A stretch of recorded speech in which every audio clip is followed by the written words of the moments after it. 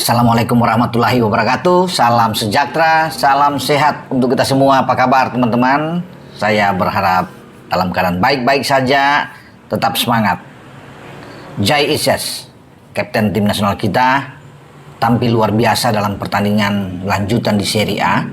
Ketika pada dini hari mereka hanya kalah dengan 1-0 melawan tim kuat yang berada di peringkat kedua klasemen sementara, Internazionale of Milan, bermain di Giuseppe Meazza. Perlawanan sengit diberikan oleh Venezia. Jai Isyes tampil luar biasa di jantung pertahanan dengan Altare dan juga Svoboda di sana, membentuk tiga pemain belakang yang sangat kuat dengan ada 5 gelandang mereka yang ditampilkan oleh pelatih Eusebio Di Francesco. Benar-benar menyulitkan bagi Inter Milan. Di kandang, Inter Milan memang bernafsu untuk bisa menang. Ada beberapa peluang terbaik, tapi akhirnya hanya Lautaro Martinez saja. Tandukannya memanfaatkan umpan dari Di Marco yang bisa menggetarkan gawang dari Venezia. Nah, luar biasanya ada 2 on target juga yang didapatkan oleh Venezia dalam pertandingan lalu 7 percobaan menembak mereka. Memang kalau lihat dari semua aspek mereka memang kalah. Ya wajar karena Inter selain bermain di kandang mereka dihuni oleh pemain-pemain berkualitas. Kalau melihat apa yang ditampilkan juga oleh Inzaghi kemarin dengan pemain-pemain ada 3-5-2 juga mereka tampilkan. Jan Sommer di bawah Mister, ada Bastoni, De Vrij, ini pemain-pemain yang saya pikir luar biasa ya. Di gelandang Mkhitaryan, Barella, Dumfries itu pemain-pemain yang top. Di Marco juga ada di sana. Jadi ya saya pikir wajar ya, Marcus Thuram, Lautaro Martinez. Tapi banyak yang menyorot ya, termasuk saya juga yang melihat pertandingan dini hari ya, makanya agak telat untuk bisa mengupload pertandingan antara Inter dan Venezia, kan harus beristirahat dulu sebelum bangun, dan saya baru kali ini teman-teman untuk bisa melihat bagaimana penampilan yang baik sekali. Ada satu momen yang bagus dari Jai di babak pertama ketika dia menusuk melewati 2-3 pemain Inter Milan. Dia masuk dari sisi kiri dan melepaskan umpan dengan kaki kiri ke kotak penalti Inter Milan. Gaetano Oristanio yang ada di sana, sayang sekali ini 100% membuahkan hasil, harus gol sebenarnya. Tapi tembakan dari Gaetano ini masih bisa dicegat oleh Jan Sommer, kiper dari Inter Milan.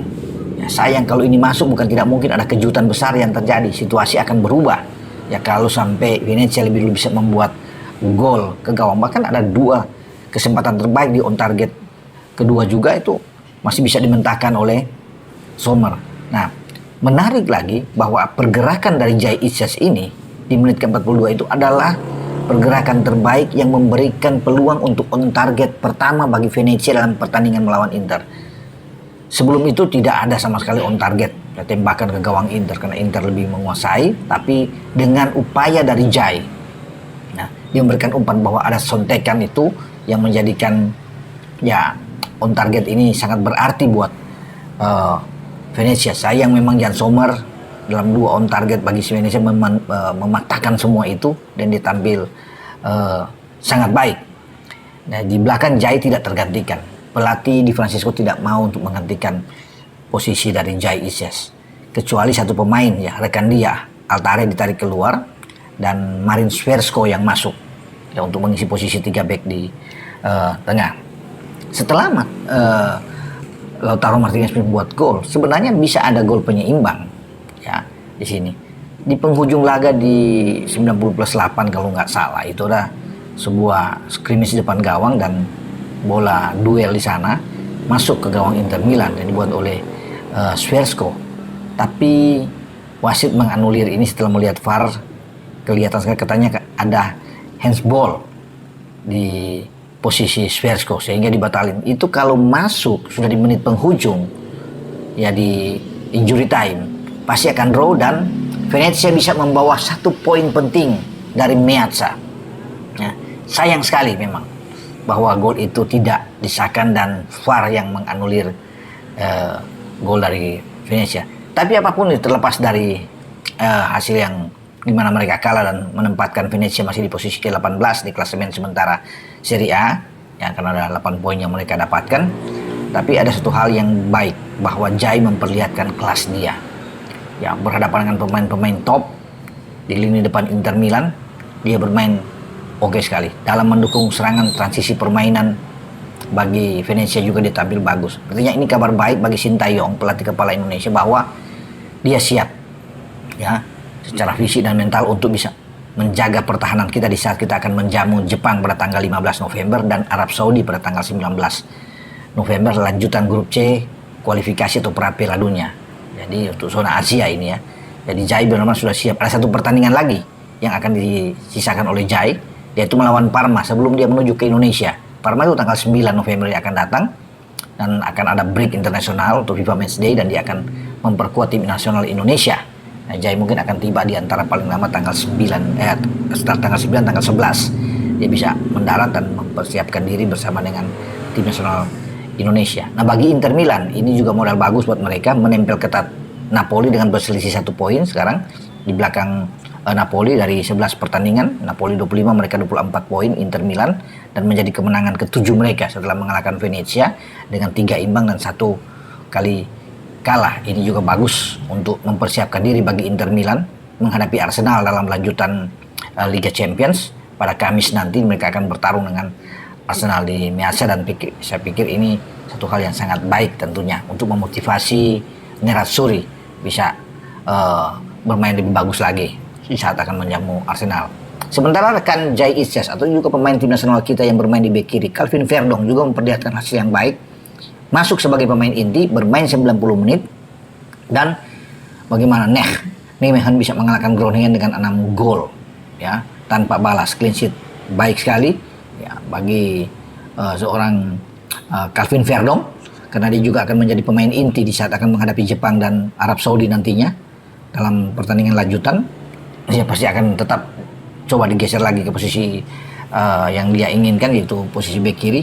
Dan ketika menghadapi Groningen dia tampil oke, tidak tergantikan, dan luar biasa bagi Calvin Verdong ini. Setelah ada 2 pertandingan sebelumnya dia duduk di bangku cadangan, dia masuk, sehingga banyak berita yang terus berseliweran bahwa ini menggoyahkan posisi dia di bek kiri digantikan oleh pemain lainnya. Tetapi sekarang pelatih memberikan kesempatan terhadap Calvin Verdong, dan dia bisa membuktikan bahwa dia tampil oke dalam pertandingan melawan Groningen.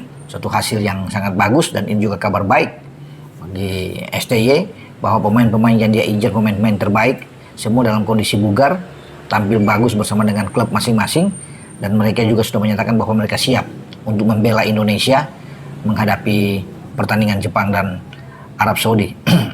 Dan saya rasa kita bisa melakukan yang terbaik jika pemain-pemain yang tampil bagus ya di Eropa ini semua bersatu, punya tekad, fokus untuk menghadapi laga lanjutan di grup C. Saya meyakini walaupun kita mungkin saja kehilangan Mads Hilgers yang kemarin cedera ya, tapi kita masih mengharapkan, masih menunggu untuk 1 pekan ke depan lagi posisi Mads Hilgers bagaimana, untuk apakah dia bisa tersedia cedera ringan atau tidak. Tapi tanpa Mads Hilgers dengan ada Jai, saya pikir oke. Ya, kita masih punya Rizky Ridho, masih punya Justin Hapner juga, yang pada Jordi yang bisa dimaksimalkan oleh STY untuk menghadapi Jepang dan Arab Saudi. Tapi kalau ada Mads Hilgers tentunya akan jauh lebih bagus ya. Kita mendoakan bahwa dia bisa tersedia.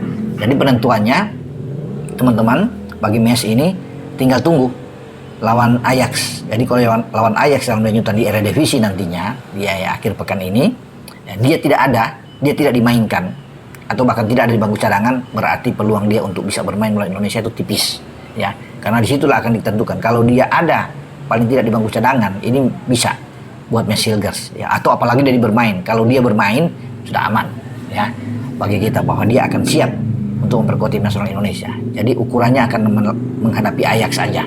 Kita akan nantikan dan kita berdoa bersama bahwa Mads Hilgers cepat sembuh dan bisa bermain untuk tim nasional kita. Dengan saya Bung Ropan berbicara di sini. Ciao.